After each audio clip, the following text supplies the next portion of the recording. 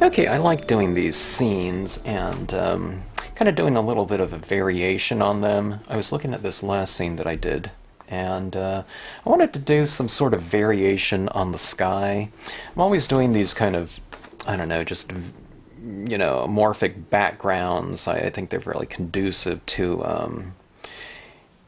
kind of a varying sky in terms of the colors and the intensity and, I don't know, different kind of pattern themes that we can work into skies. And with skies, you know, it's wide open as far as things that you can do. You can do things that might look a little bit more realistic. You can do things that are very kind of expressionistic or impressionistic, and it all looks good. So, everything's kind of wide open as far as that goes, okay? Now I'm going to do this on a half-page scene because I want to have a lot of variation in the sky, so I need more space for that, okay? This is a covered bridge right here, and I stamped it in the lower portion of the scene, that last lesson. And I'll do the same here because I really want to leave things wide open. Things are going to be a little bit wider this way, so this stamp doesn't cover from edge to edge. This is 8.5 by 5.5 right here, but it's not going to matter because the edges are going to get darker anyway, so I'm not really going to worry about that at all. And the theme that I'm going to be stamping today is kind of a Christmas, traditional Christmas color theme in the sky, and I thought I would do Northern Lights type of thing, Aurora Borealis, and those are always really fun to do. But let's do it in some sort of weird red-green color scheme here and see what that looks like. I hardly ever stamp really super bright reds. And I guess I do greens because I'm doing grasses and things like that quite often, but I don't know, this will be a different look for me, okay? Just in terms of my color selection. Alright, I am going to still stamp this cloud behind here, just to give this a little bit of variation down here in terms of textures. The cloud cumulus is a very soft texture. And, okay, I'm kind of contemplating what color I might want to stamp this. And I think instead of doing it in black, let's do it in... There's not really a neutral color between red and green, so I think I'm going to do it in browns. I'm often like browns. This is a dark brown Marby right here. You can use your kind of distress inks or memories or Stampin' Up, whatever kind of dark brown you might have, if you're going to do it in this same color scheme right here. And I'm going to wipe off my edges here to make the edges a little bit softer. You can watch any of the videos where I've utilized Cloud Cumulus. You can go to our website, and under, if you bring up the stamp right here, there'll be a ton of videos and scenes using the Cloud Cumulus, including a dedicated video just on the usage of it. Okay, alright, so we have that. I'm just doing some very loose masking right here. I'm not being real careful about it. in terms of like something like a cutout post-it note or something of that sort. You can certainly do that. That's a really good technique to utilize with your stamping, you know, using masks, but with my stamps, it's not really necessary with, I don't know, the majority of the designs. You know, you're just doing very loose masking. If you have stamps that are overlapping into it too much, like I don't want that cloud to be within that rooftop, so, but if I have a little bit of that brown going in there, it's not any big deal because I'm going to be blending in additional colors afterwards anyway. So you get all these kind of universal colors in your different objects, okay? Alright, so that is done there, and the rest of this will be open sky. I could put some more clouds in there if I want to. I can have it kind of over the top like that. That might be kind of interesting too if I put it up there. But I think I might leave it open like that and just have kind of open sky. I might close it off with another image like I did in the previous scene, but we'll get to that when we get to it. Okay, so that was that in brown. Now we have all this open area here. This one's, for me, it's going to be quite different in terms of my approach with my colors, because I usually have some kind of universal tone that's applied all over, but reds and greens aren't really going to match real well, so I think maybe I'll go with brown. I can bring brown into green, and I can bring brown into red, and it harmonizes very well.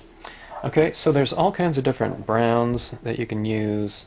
Tans, okay, I usually go with a nice range of values. And if you've seen my other videos or any of my other videos, you know what I'm talking about. But what I'm talking about is getting some variations of brown, okay? And there's all kinds of different ones out there. With the distress inks these days, there's all kinds of variations of brown, right? That you can use. And when I'm talking about a range of values, we can see right here it kind of goes from kind of a light, medium, darker, right? Certainly have other pads as well, like the Marvy brown and dark brown. So I'll utilize these ones right here, and then we'll get into those other colors to come, okay? I don't know if I'll go through all of these, you know. It might be a little bit overkill. But, okay, so that being said, I have a lot of open space here, and one of the things that makes things really fast and easy is when you're doing this type of technique where you're filling in a lot of area with color. I mean, we're talking about, you know, over half, this is probably like 5.5 square inches right here of color to fill in. That's a lot of area to fill in. So sometimes if you're using whatever kind of ink applicator you're using, you can even use a wadded up paper towel like this and dab in there. Sometimes going like that takes a little bit more time. You can certainly do that, and if I didn't have a re-inker, I would certainly have no problem applying my ink in that manner, dipping my applicator into my pad. But if you do have a re-inker, this is antique linen. It's the same color as that pad. You don't have to. I'm just using this as my little palette right here, but I'm going to soak up all of this ink right here, and in a sense what you're doing is you're making your ink applicator kind of a pad on a stick if you're using something like the stylus tool, or you can get a lot of ink absorbed into a paper towel and just wipe it on there like that. It's almost like finger painting. It's very comfortable and ergonomic to do it that way. I really like just the cheap wadded up paper towel method, but I do have this wand here, so I'm going to do it. Okay, so Northern Lights. I want to go for a lot of variation on this, and I don't know, we'll split it somehow. Maybe we'll have like red down here and green up here, or vice versa. So let's do something like that. Let's take this right here. It's really quite thick, and the viscosity of the distress inks is very thick. So it really gives you plenty of time to spread your ink around. And what I was saying before is, with your skies, just kind of anything goes. So it's really quite fun to just to kind of experiment and play around. This is a glossy cardstock that I'm working on, okay? But if you're working with a matte cardstock, you can do that. You don't want to go with anything too absorbent in this technique, at least, okay? You can use matte papers, of course, with other types of techniques, but on this one right here, it can work, but I would go for something that's a little bit more of a, like a matte coated paper maybe, or something like that. Just so the paper isn't so absorbent that, you know, when you leave a mark like that, it's set, okay? When it's on glossy cardstock, it gives you a little bit more time to kind of manipulate it.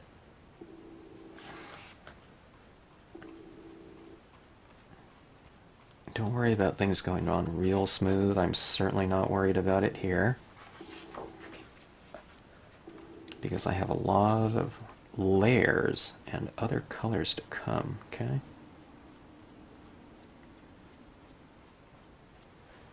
Okay, something like that. I know it looks really weird, but the kind of the fun of this one comes along kind of the darker you go. So kind of starting off, you're kind of just establishing kind of a general lighting scheme, you might say.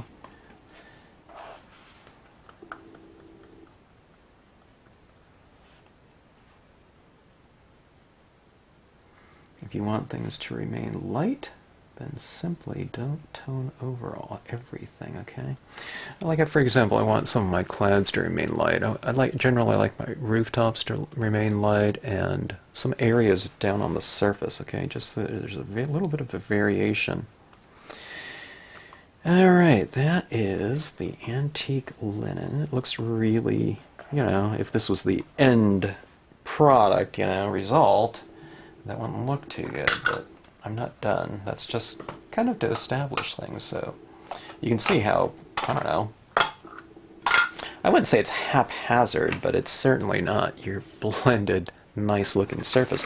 What that did, though, it kind of soaked the surface of the paper a little bit, or a lot, the pulp of the paper, and it kind of got a loose lighting scheme established in that whatever I've left the white of the paper remains light, right? It's not like we applied white into dark. That's what a lot of people tend to think if they see an end result without kind of, you know, having seen the process in action.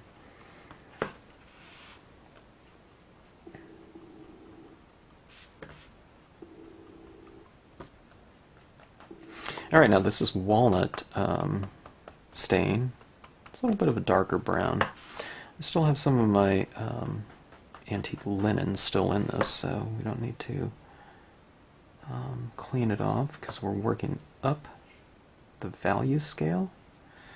We're starting with something very light and then working incrementally darker, step by step.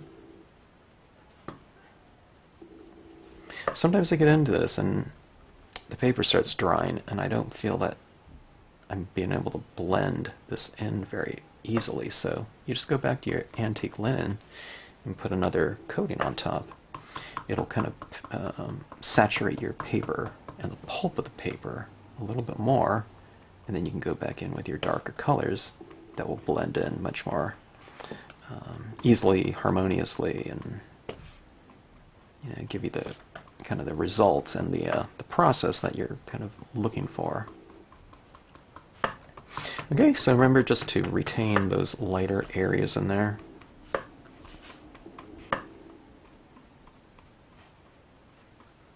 I kind of like to do these hanging kind of streaks in here, so a lot of times what I'm doing is I have this on its edge like that, going for a little bit of more of a narrow streak. And it helps in the process too. It's kind of a more graceful application of that color.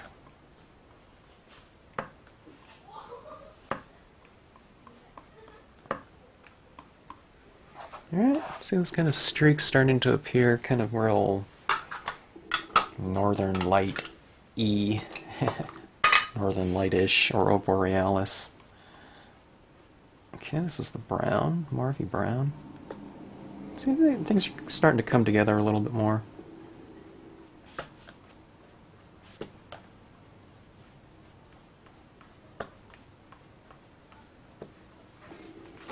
See these kind of curtains appearing, curtains of light. Kind of leave a little bit, or a lot, very, very streaky. Not a little streaky, but very streaky. That's what we want. It's kind of, you know, apply your colors. It's kind of like this. This is what it looks like. So leave some space in between those strokes. Apply it a little bit thicker in some areas, like that. Maybe a bit thinner in others, and you get a nice kind of variation happening.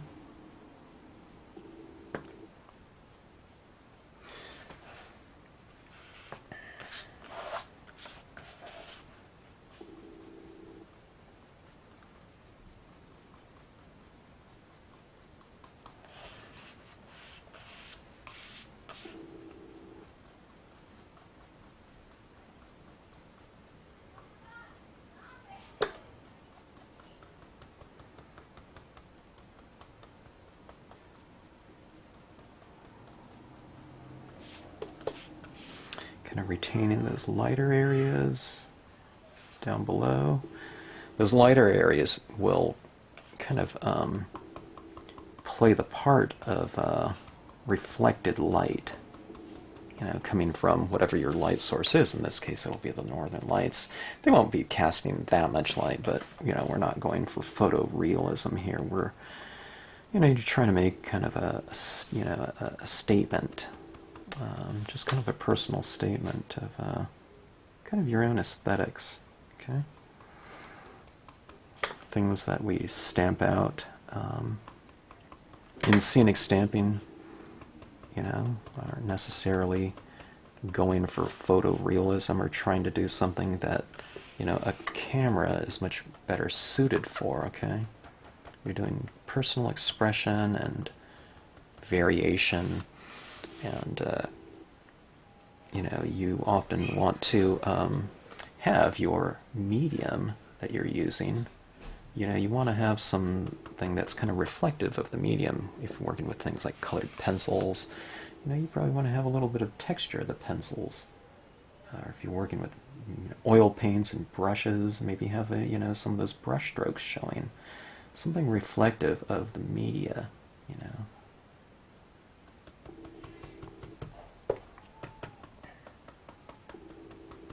Alright, kind of getting there a little bit.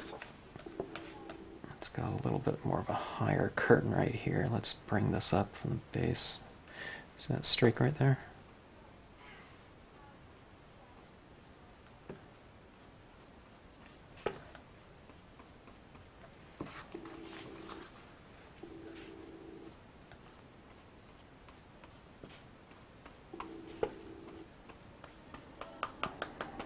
Alright.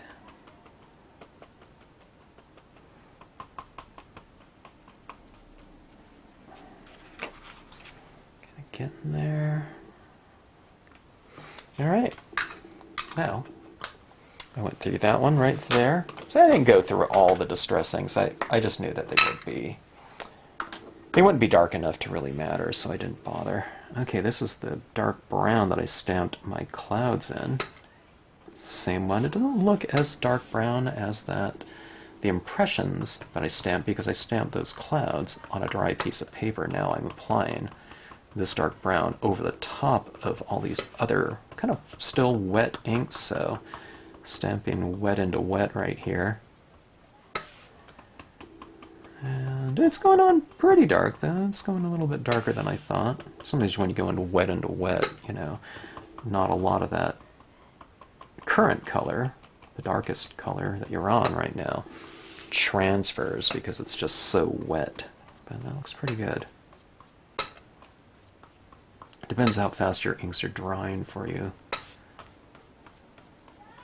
And going through my head, it's always my recent trip to Arizona a month ago, and just really surprised at how fast the inks set up on my piece of paper.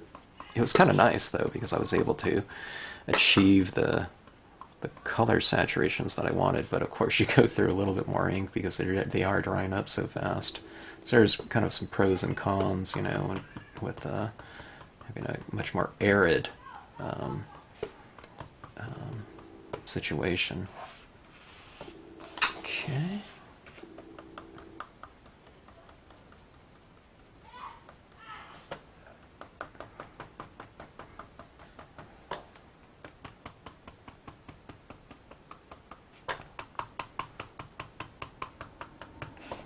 I think I'll go back to this dark brown in a bit, but I think I want to start doing my Christmas color scheme going on here now. So let's see. See if I have a nice clean tip here. All right, I guess so. Let's start off with some greens here. All right, let's pick out some a different range of greens here. Here's some pear tart, bamboo leaves, yellow green. Here's a light green from Marvy. I have quite a few greens, Marvy greens. I don't have a lot of other companies' greens, just because I've had these greens for, you know, a while, so if there's like a similar green in another brand, I don't necessarily pick it up if it's just too similar. So I will pick it up if it's different, though. Like, here's a peeled paint. It's kind of more in those distressing, so it's a little bit more of an aged green, which I like. So I bought that one because it's unlike any of the other greens that I already have. All right, so this is pear tart. Okay, you can put it right over your brown here. See, I don't just try to go in here. I'm layering it, and that's where it kind of creates this color harmony, right? See how beautiful that is with browns. Browns are really great. They're not really neutral because it's a warm tone. I'm going to put some of this down here, like it's reflecting off of some of my clouds. Maybe off of some of my rooftop here. See this green over here, you can put it in some of those darker greens too. Look how beautiful that is right there. It really kind of enhances the brown tones that have already been laid down. This is just one green too, so we'll bring in a lot more. I just started with this warm green. It's definitely not a Christmas green. Not that it has to be, but I don't know. That's green number one. We'll just start kind of moving through our value scheme, just like we did with the browns. You start off light and work darker, but you can see when you do things this way, if you work kind of light into the darker ones, I mean, you can always stop at whatever color you're, or value of a color you're working in. It doesn't have to be this real super bold, application of something. So if there's any kind of uncertainty, just kind of work it from lighter tones to darker tones. And in those lighter ones, you just apply a little bit at a time, and if you like it, you can always go more. That way there's kind of no, it's not like watercolors or calligraphy where, when you put it down, it's down. We're kind of taking things nice and incrementally, so it's very, very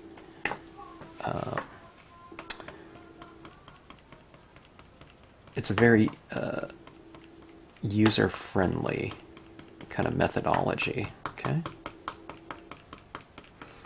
I wouldn't say it's tentative, because if you work through these lighter tones too, it benefits you as well, because you have these kind of nice, deep, rich color saturations, right?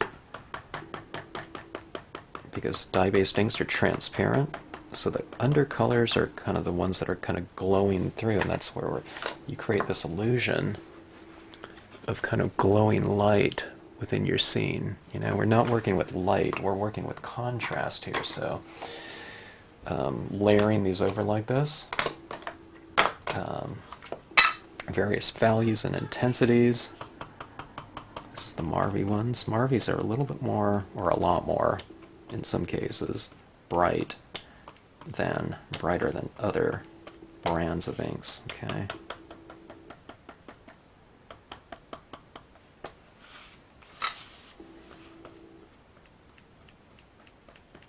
So even if this this green here, this yellow green, wasn't as dark as another color, it might be brighter, so it's kind of influencing what we see here. Okay, this one's really bright right here. This is light green from Marvy. I love it in my grasses and things like that. It's often too bright though, so I tone it down a lot with the use of browns over the top of it in things like grasses and I don't know, aqua-colored water or something like that, you know, tropical, you know, deep, rich greens and whatnot. See that? See how bright that is? And deep, I think the color looks to me. Alright. Let's go with this one. This is a jungle green. It's darker. See that right there? This page is getting really soaked with ink though, so it's not applying and transferring onto my paper very quickly at all. It's kind of, see, when I do this, I can put, you know, a bit down like that, and I just, it's just wiping it off like that, basically. It's like staining wood or something like that, which is what, the way dye-based inks work, they stain your surface there, but if your surface is super, super wet, and in this case, like a piece of paper super saturated with ink, then ink isn't transferring over. It's good and bad, you know, if you're kind of in a hurry and you want those inks to dry really quickly and you want your scene to get darker faster, you know, it may take a little bit of time. And when I say that, again, it just depends on your kind of relative humidity out there or whatnot. You know, this is green. This is kind of moving into a much darker green. So, okay. Now that one really applied fast. I'm talking about kind of, you know, applying wet into wet here, but this one's so much darker that it really does show quite a bit, doesn't it? Okay, let's see if we can kind of bring this up. Utilize kind of the drier version of this as well, you know, as you go along. Don't always just do the full slathering like that.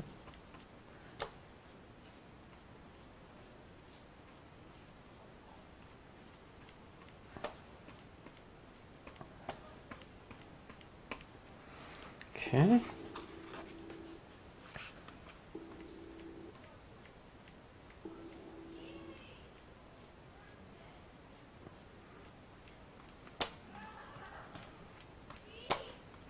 I'm sure I just recently re-inked this green as well, so it's quite moist. And then I don't use this green very often, so...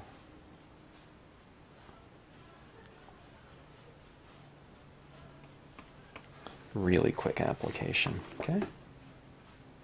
Alright, let's move on to the next one. This one's bottle green. It's one of the darkest greens out there on the market that I've ever seen. Marvy inks are around, the cases aren't around, but you can get the re-inkers and blank pads, or if you're not stamping something out, you can always just get the re-inker and use it like I'm using it. But you just, instead of having it from a pad like that, you just dip into, you know, put a few drops on a piece of plastic or something like that, and apply accordingly.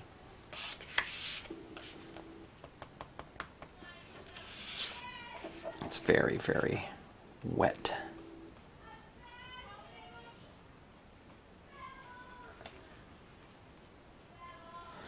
Alright, pausing. I got a lot of screaming going on. It's probably picking up on the vid.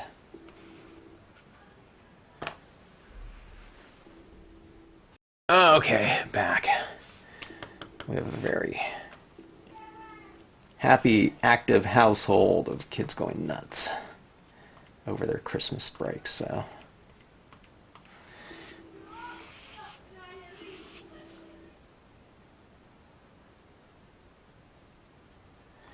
Alright. Boy, there's a lot of green in this. Took that in there a little bit more than I wanted to, but it's okay. Okay, so it's kind of a trying to think of the word here. Kind of an well, it's not abstract, but I don't know. Okay, impressionistic. I don't know. We'll say that kind of version of a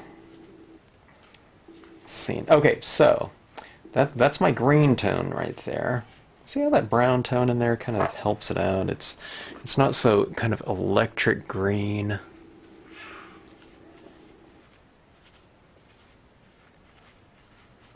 But getting that brown out of this one right here. Okay, so pink is kind of a lighter version of red, right? So let's do some of that right there. And I don't have a lot of pinks in other brands, so I think we'll just stick to the Marvies. Okay, I end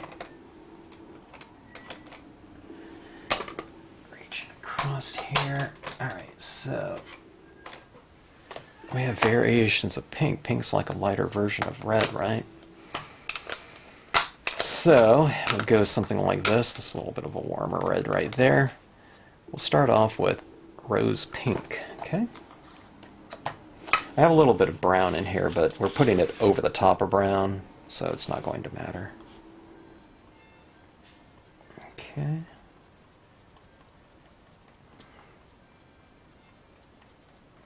We'll try to not go over the green right here, because the green is yeah, it's a different hue, so I don't know how that would match up very well.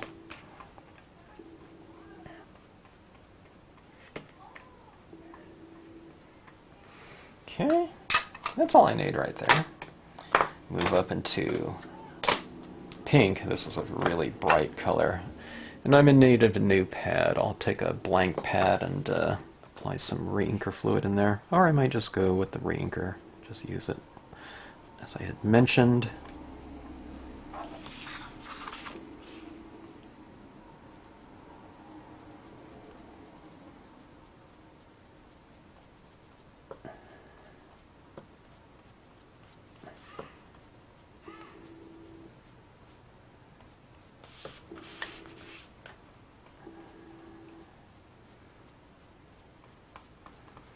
So how bright that is.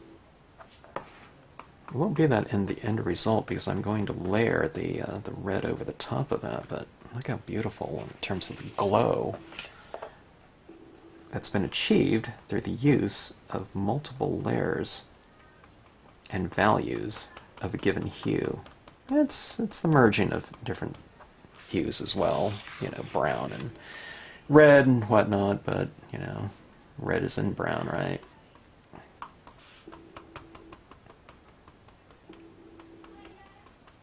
I wouldn't say it looks Christmassy, but, you know, I'm not really going for, like, just straight red and green. We're going for this kind of, I don't know, different version of something like that. Okay, this is just red. It's a little bit, Marvy's red is a bit of a warm red. I mean, they have different versions of red, so. Look at that intensity. God. I'm going to have to do just something in just that straight color scheme like that.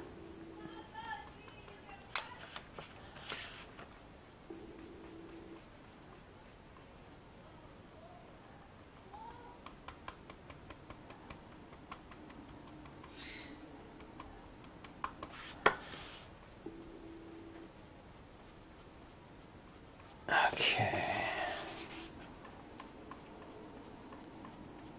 I am going to go into that some green up there because I'm going to put some black over the top of that anyway. So it'll look like mud. right in there. That's all right. Look at that intensity. Wow. That is really deep and rich right there in terms of that color scheme. Okay. This is either cherry. Yeah, it's cherry. I know it was either cherry or crimson red. I think I had both, but I don't know where they are. Okay, let me see if the cherry... Cherry's more of kind of a neutral red than their red. Okay. Yeah, that looks pretty good. It's kind of interesting where the red overlaps green. It does look like a version of black, doesn't it? It's just a really super dark color or value.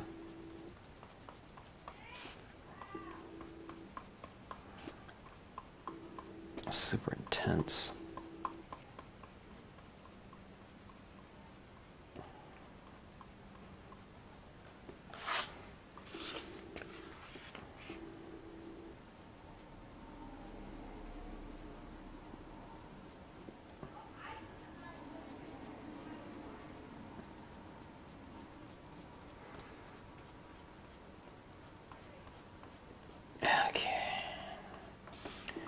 Kind of moving into that pink right in there.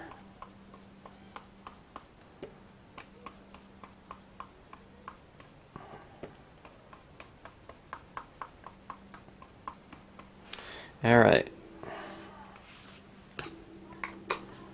Now, let's go back to black. That's bottle green. Could use some bottle green. Could use some bottle green in the red. And that'll probably look black. Well, maybe I'll try that. Or I can just go to black. But let's try this with the bottle green here. Yeah, that looks like black, doesn't it? Or you merge those two together. I used to do this thing with violet and bottle green to form what I believed was a darker value than black itself. This is pre-dye-based inks. This is when we were just only using pens, ink pens, way back when.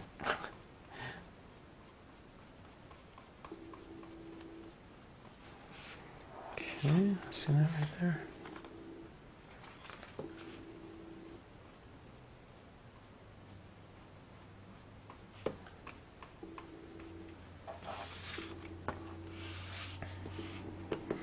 I want to make these two sides look a little bit different, so I'm going to hang some more of this darker color above the clouds over here than I will on this side, maybe. I thought things are looking a little bit too kind of static and symmetrical.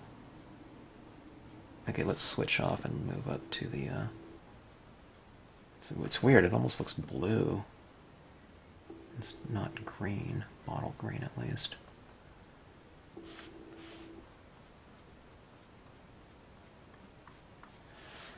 Okay, let's switch off here. Just going to use the same stylus tool, you know, without cleaning. That'll be fine. Creates kind of a version of some color in between the current one and the previous one that you're using. And then if you use the current one a lot, it'll just slowly convert over to that straight color. So in other words, there's bottle green in here, but as I use more and more black, you know, dip into there, you know, the applications are going to be more of that color.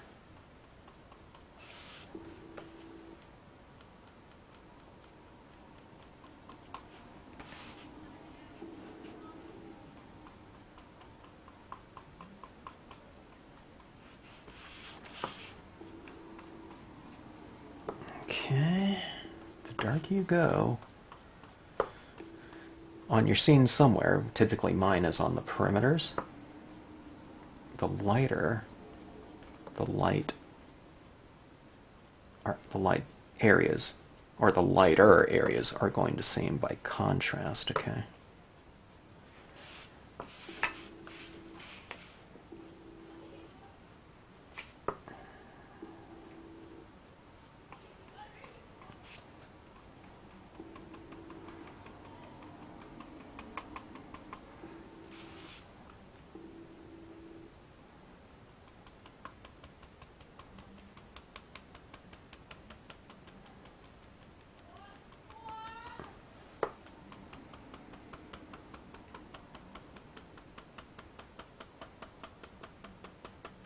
kind of when you dab like that, you're giving it a different, you know, application of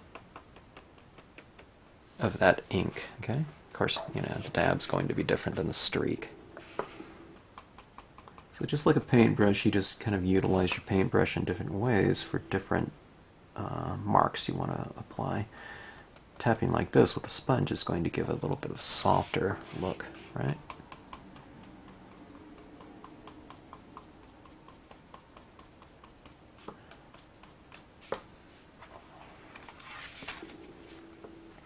All right, let's see here.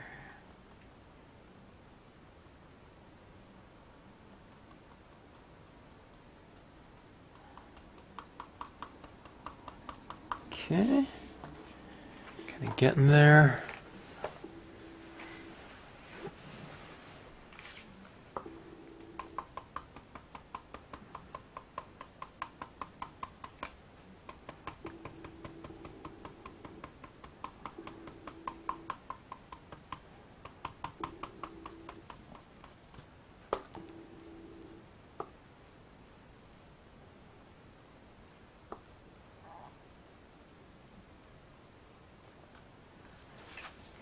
All right, now one thing that I am seeing here is that's a little bit too pink for me, so I want to bring in more of a, more of a Christmassy red to that area. Let me get the black out of this sponge here, most of it. Oh, there's a lot of color in here. When I do this, I usually just spray into a paper towel like that, and you can just kind of soak your sponge into that. And you usually get most of the ink transferring out of there. All right, let's go back to this red here. This is the cherry red. And I'll just apply that right over the top of that. See that? A little bit of a difference. I hope it's picking up on the video here. Then you can come over back over the black too if you want to.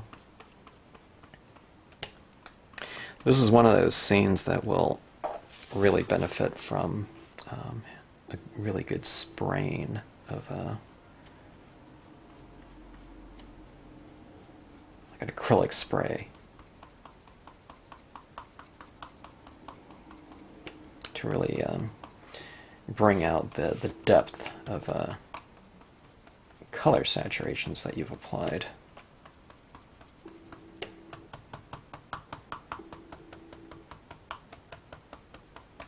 And you can do it when it's wet or dry.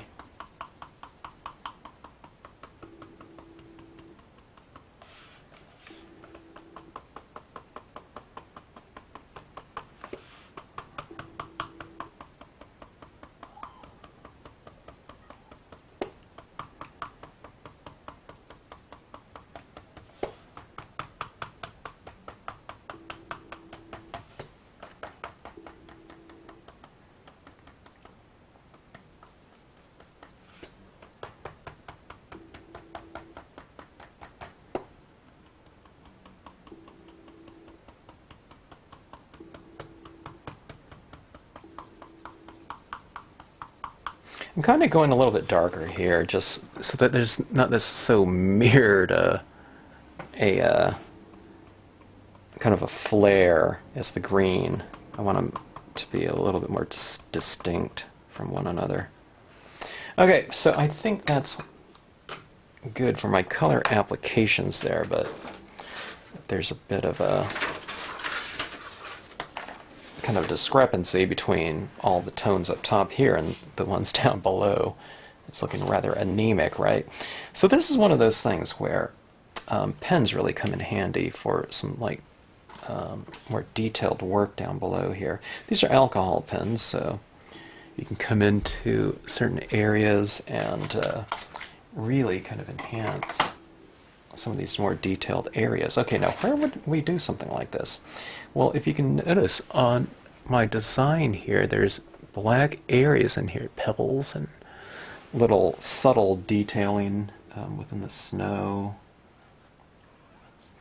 and you can go into it with like a pale color with your alcohol pens and reiterate those areas in there, those shadow areas like so.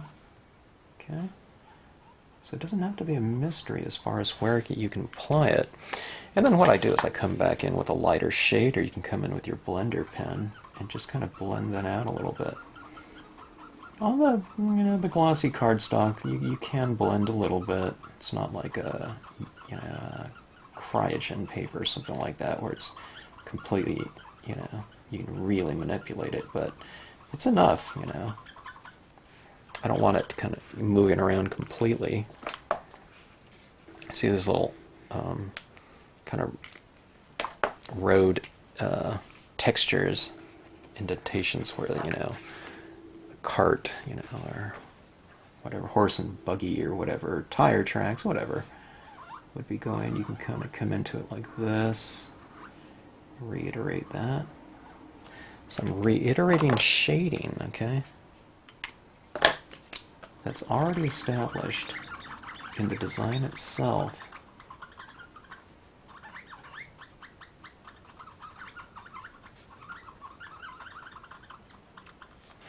Okay. Something like rooftops and stuff, they often have eaves, okay? And I've put some shade underneath them like that, but you kind of put some additional tone down. These planks of wood. Wood isn't completely uniform, It's not a different area of the tree or different trees, whatever. You can kind of give it more of a varied, weathered look by coloring the planks differently.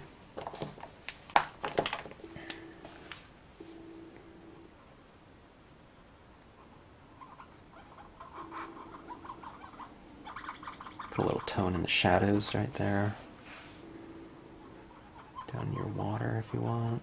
You can have that casting a little bit of shadow, like so.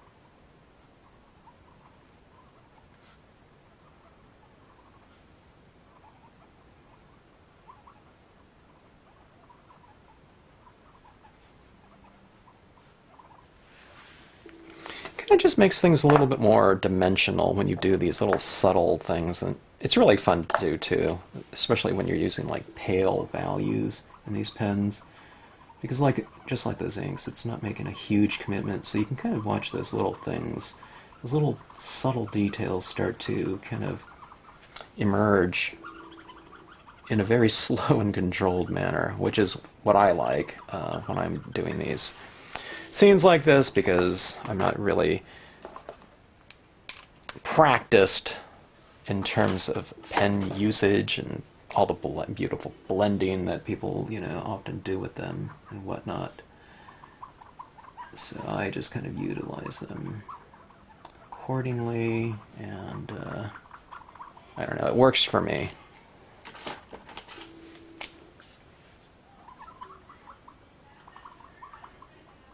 Most of the pens that I use are all in, they're usually values of like 30% or less, kind of the lighter values of a given hue. And if I want a darker value, I just go with a darker, I'll put 2 light layers on top of one another. Sometimes I'll go for, darker values, but I usually go back to the lighter ones to blend them out. I'm usually supplementing my dye-based inks with alcohol pens, markers. Alright. Let's take a look here. Look at that glow. Alright. Let's see what some heavy textures will look like on here in the form of some Dr. Martin's bleed-proof white. Let me clear out some space. I don't want to get. I usually don't overspray with my process here, but it can get a little bit slightly messy on my paper. Okay, this is just a regular toothbrush. I need to clean that off here. Okay, before I do this, I'm going to apply some other imagery right now. Otherwise, it probably won't stamp out later on over the top of the Dr. Martin spray application, splatter painting application.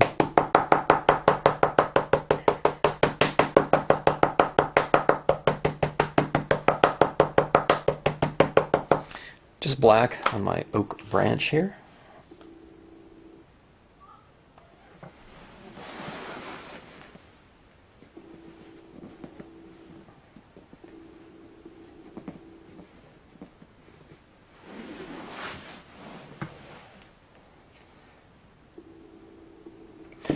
I'm letting that ink transfer over a little bit longer. Okay. Actually, it could have held it down a little bit more even. When your page starts to get that super saturation of ink on there, it does take a little bit of time for that ink to transfer. VersaFine Black would have been a really fantastic choice here, but that VersaFine Black pigmenting just, it stays wet for a certain duration, period of time, so I thought I'll just go for the dye-based ink right here. For now, I don't know. You can do some other impressions over the top of maybe later, I don't know. I'm not sure. The Dr. Martens tends to get a little bit more textured and dimensional though. Alright, so those kind of trees. It's kind of high up there right there. Maybe I'll add in another one on the side here. What this does is it puts us as a viewer underneath a grand oak tree or something like that.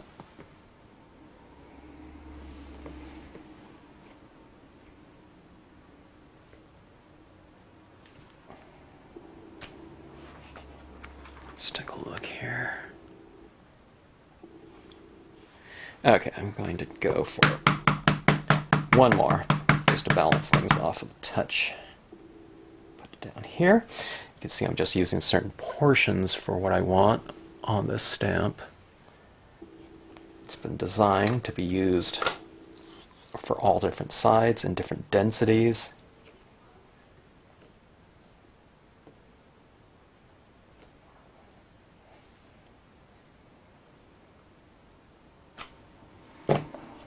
Okay. Alright, let's take a look here. Oh, let's see, something right here. The Meowzun. I don't know how you pronounce that.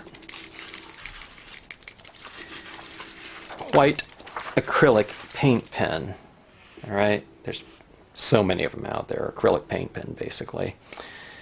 And let's apply some ink with this one right here. I think I can apply this one after the fact, but sometimes, like with my white gel pen, the roller, typical roller gel pens, I found that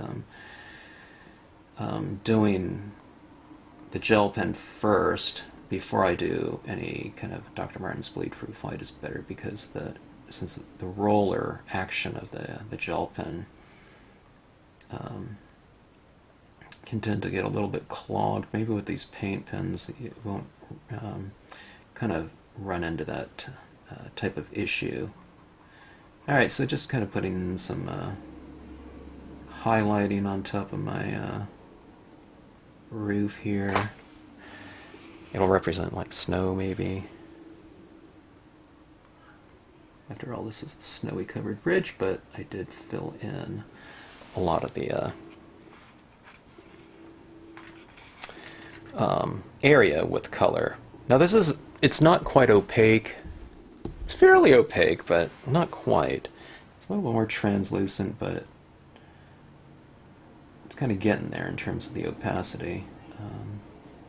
So some of the colors are going to show through, which in this case isn't bad because where I'm adding in these different highlights, it'll maybe kind of blend into that area's color scheme a little bit, being that the colors underneath are showing through, and that's what I mean by translucent. So you have opaque, which is, you can't see through it at all. Translucent, which means there's degree of transparency, and transparent is like dye-based things where they're completely transparent, you can see through them. So we're kind of playing around with all those different type of characteristics of the given media, using it, for strategic effect. See, adding some of this down in my row down here.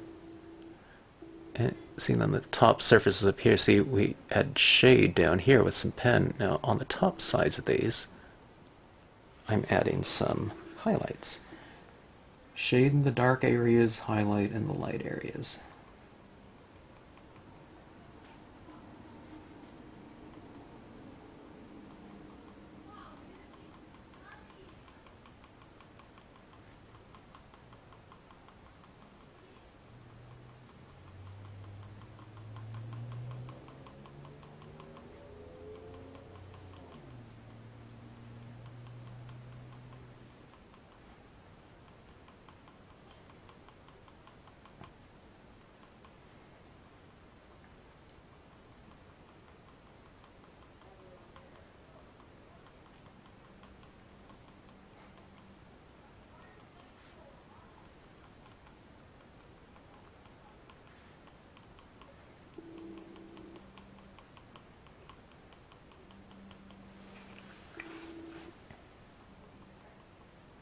The top sides of some of these clouds.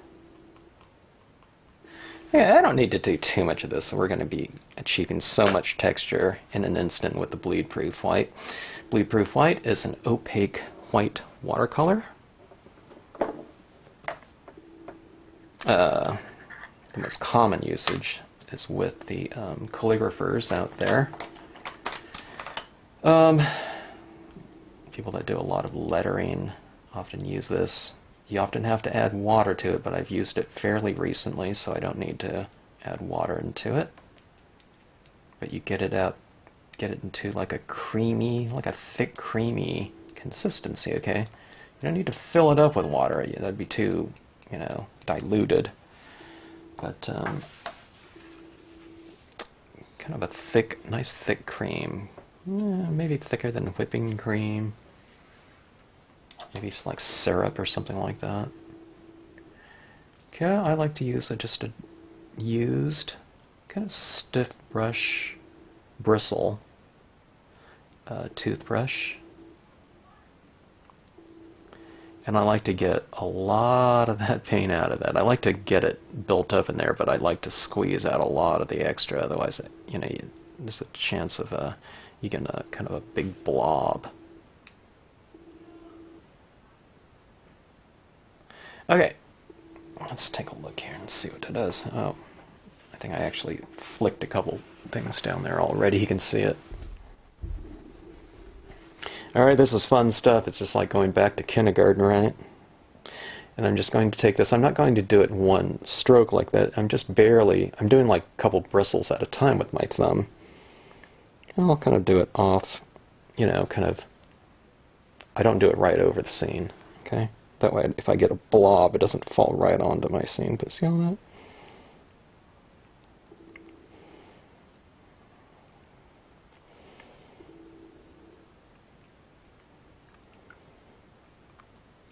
Sounds like it's raining here.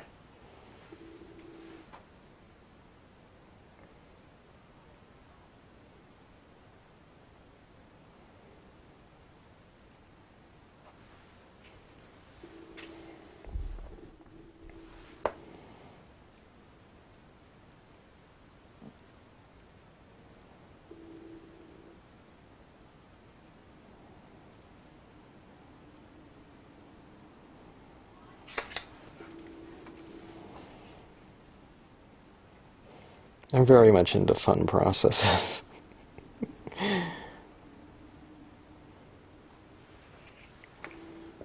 No, I didn't do that Starlight Starbright first star I see tonight. I don't know if I'll do that. Maybe I will.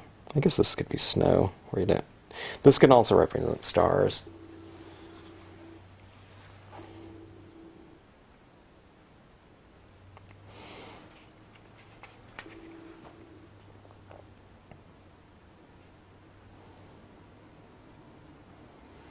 You get the occasional kind of larger one, which is good. I don't want one the size of the moon or something like that, though.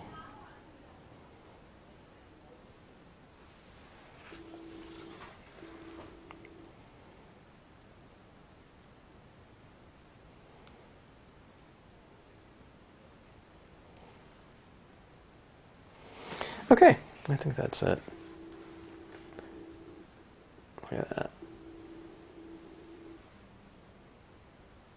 It's like first snowfall of the year, but it's pretty heavy. But look at that. So that's looking at it at arm's distance. When you look at it at real close, it's it's pretty busy.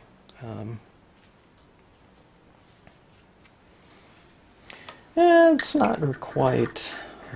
By the way, if you're going to do this, do it after you do all your stamping and coloring, because you can't. If some of this stands out too much, you can kind of just go in there with a cotton ball or Kleenex or whatever and just kind of buff some of it out, because this stuff really, it goes on there and it really dries quickly. It's just this chalky surface. That's what makes it bleed proof. It's like chalk or something like that. But really a fantastic medium. This cost me $8 a few years ago in an art store. It lasts you forever. But quite a formidable tool to have in your repertoire or in your supplies. Okay, I even put it on paintbrushes and do highlights on certain things too, and that's really fun. But I think I will do that star. We need something up here. Alright, so I'm going to start off with a little dot like that. It's this one right here. And I'll do downstrokes, okay? So, kind of like that. You kind of have to do it fast. You don't do it like this and up. You kind of do a little stroke like that. Maybe practice on a different piece of paper first. I get a little thing of ink going there with my Signo pen, Uniball Signo pen. And always start off with that little dot that you started off with, okay? Now this is a long, elongated composition right here, so I'm doing my vertical star points longer than the horizontal one, okay? Or a horizontal format card. So this star is keeping in theme with this format right here. And I do the secondaries a little bit smaller, like so.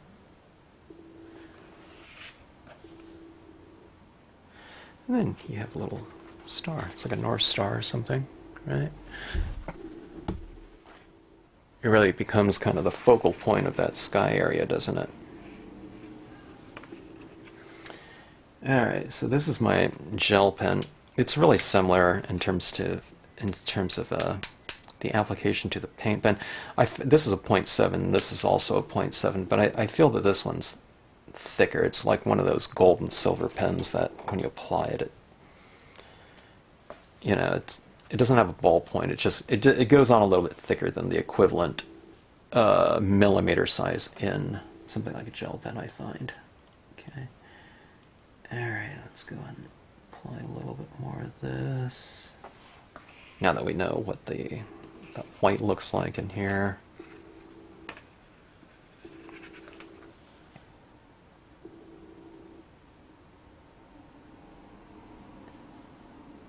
I like the larger little specks in here, so I didn't get that with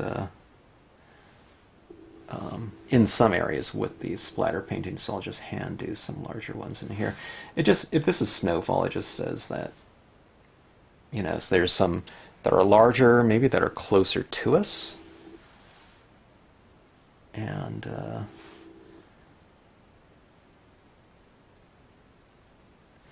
it kind of gives us a little bit more dimension, or maybe dimension, but depth, visual depth, by having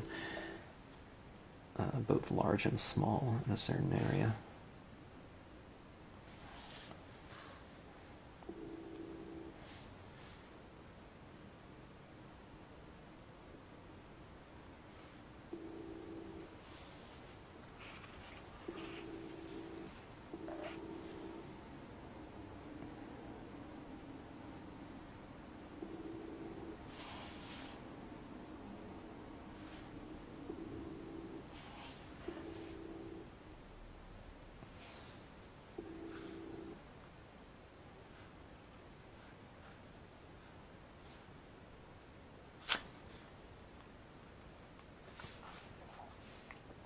Okay, now some final touches.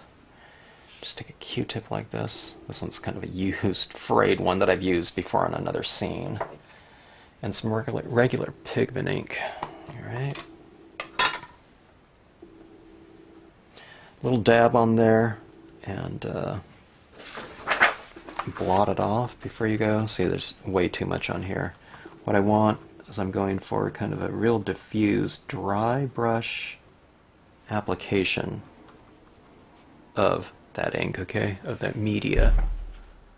Okay, see that right there? Too much? Getting there. That's what I want right here. Watch this. 1, 2, 3. It barely shows up right. But then when you go 1, 2, 3, 4, 5, 6, 7, 8, 9, 10, 11, 12, or however many taps that was, you get that little haze there, so I have that little glowing look to it. Alright, so let's take a look at the star here and give that star a little bit of a glow.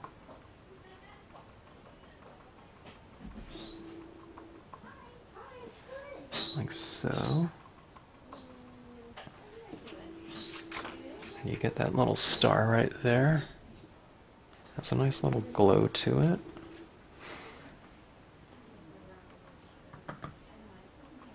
And then I am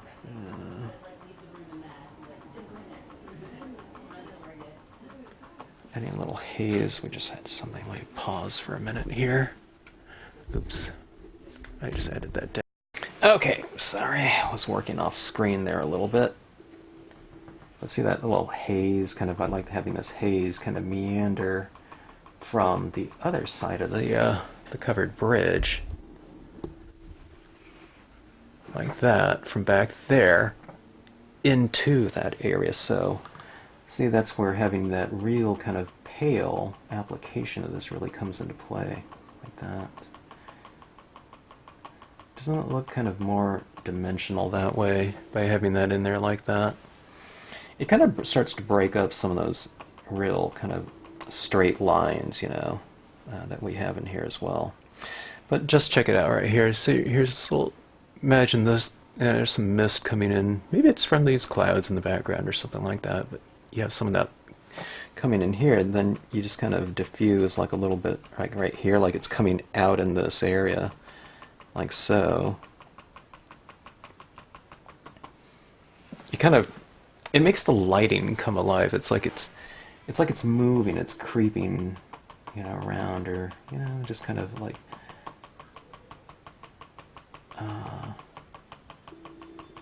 moving through something.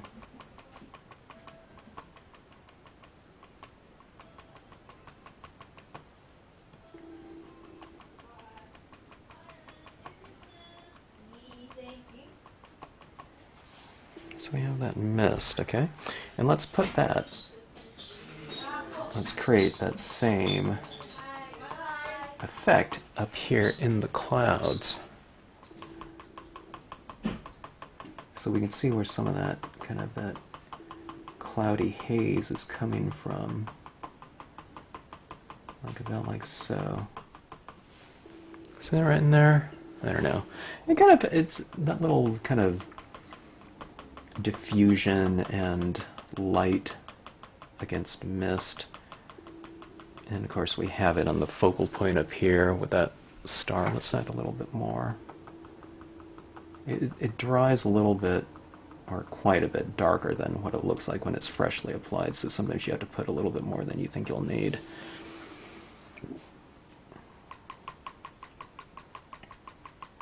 It's kind of that little magic little touch.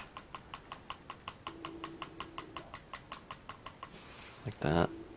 If you want to do something too, it's kind of fun to add it to some of these other little balls in here. Okay, it's like these little glowing little spheres of snow or something like that. It's like a little, adding that little element of magic. A magical kind of look to certain things.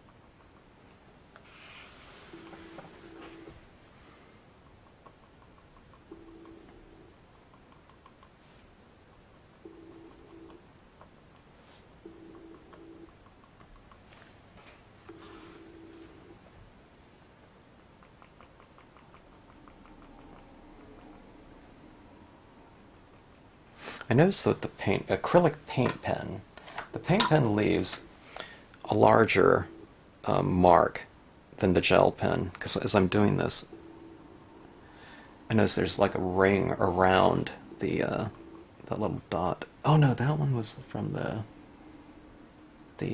bleed proof fight. Sorry, that was one of those little drops that went down there. Okay, so maybe not so much.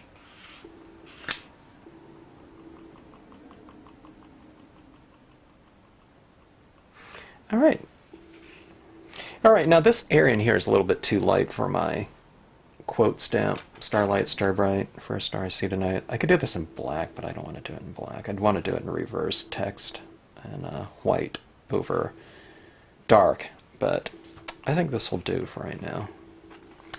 All right, so let's take a look at this. Heavily textured, isn't it?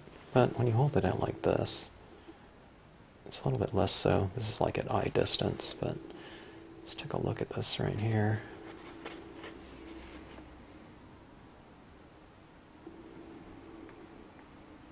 Christmas lights. How's that for a name for this one? Seems appropriate. Okay, let's see. Let me adjust my exposure.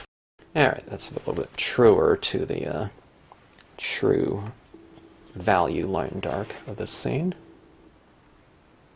Okay. Anyways, kind of a Northern Lights and a red and green color scheme. Instead of doing it all in green or all in one kind of uniform color like I'm often doing, splitting it up like that.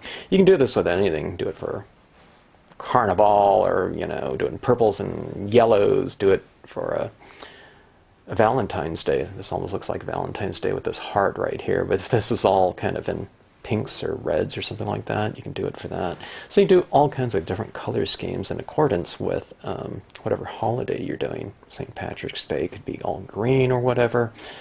And of course with Christmas, you know, you can do it in reds and greens, you can do it in all blues, stamp your imagery out in silver if you want, or use, you know, all silver gel pen stars or something like that. Would be really fantastic for something like that too.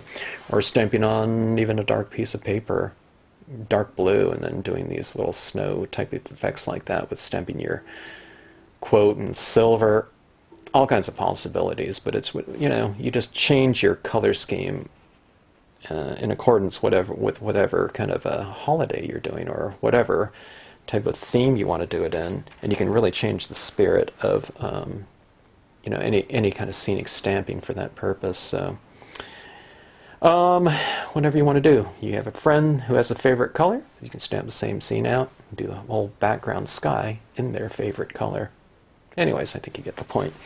So anyways, those little touches like that, can go a long way as well. So add that little type of cloudy marks like that. Kind of reiterates just some general lighting that's going on within the scene. It's kind of a soft, kind of a curtain of light in there, and you can kind of add your soft little touches down here below.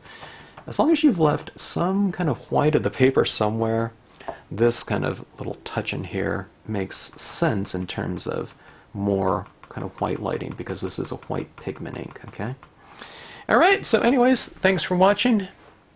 Thanks for tuning into the channel as always, and if you like this video, I hope you like, share, and subscribe.